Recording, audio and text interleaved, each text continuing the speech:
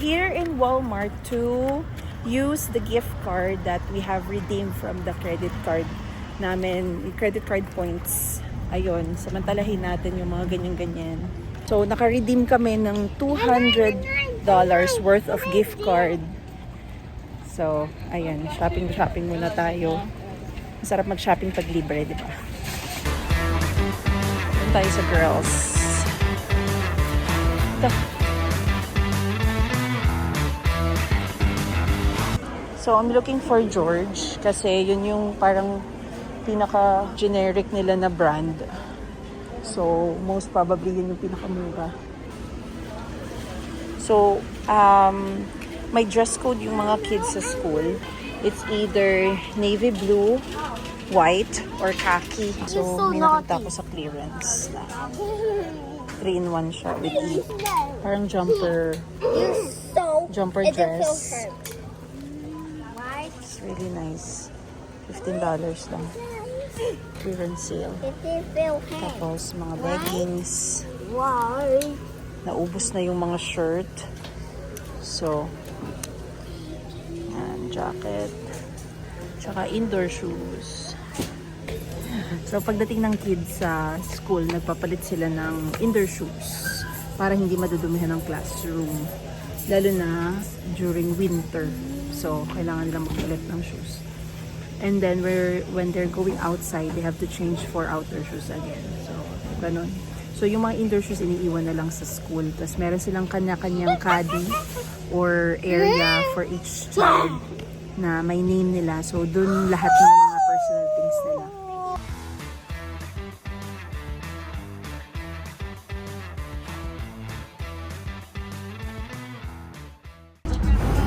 Next stop, tinreat muna namin ang mga bata sa McDonald's. At syempre kami rin, gutom na. Kaya snack muna tayo.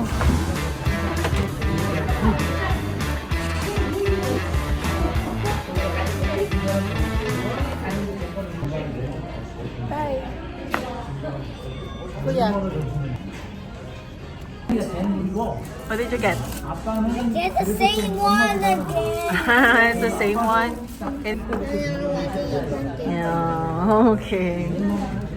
At ito na, isa-isay na natin ang mga napamili namin. And for Kia,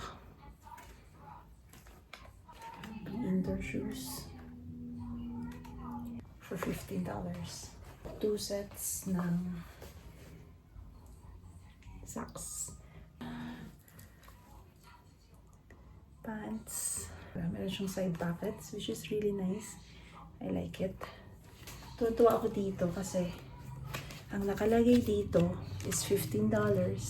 Pero nung pinunch siya, $3 na lang. Happiness ng mga nanay. Ang ganda niya kasi 3-in-1 siya. So 1 is the shirt. 2 is the parang jumpsuit. And then 3 is the pangpuyod. Nice. Ganda niya talaga. Super like ko to. Natsambahan namin to eh. Clearance sale siya. And last piece na lang. And then, shirt. Sayang nga eh. Gusto ko pa ng mas marami nito. Kaso wala nang available na stock. And this one, another pants. Set of pants. Pants ulit. Tapos, dalawang jacket. So, this one para sa fall at saka sa spring. Para yung hindi ganong kalamigan, pero medyo malamig para mag-shirt. So, binila ko ng dalawa. Leggings. 2 pieces lang ng leggings. Kasi for sure, marami pa kaming makukuha sa donation boxes sa school. And then, si tatay, bumili siya ng 3 shirts. 3 shirts na plain. Mas maganda yung plain lang kasi mas madali siyang ternohan. Tsaka, okay lang ulit-ulitin. So, nakatatlo siya. This is, I think, $7 each.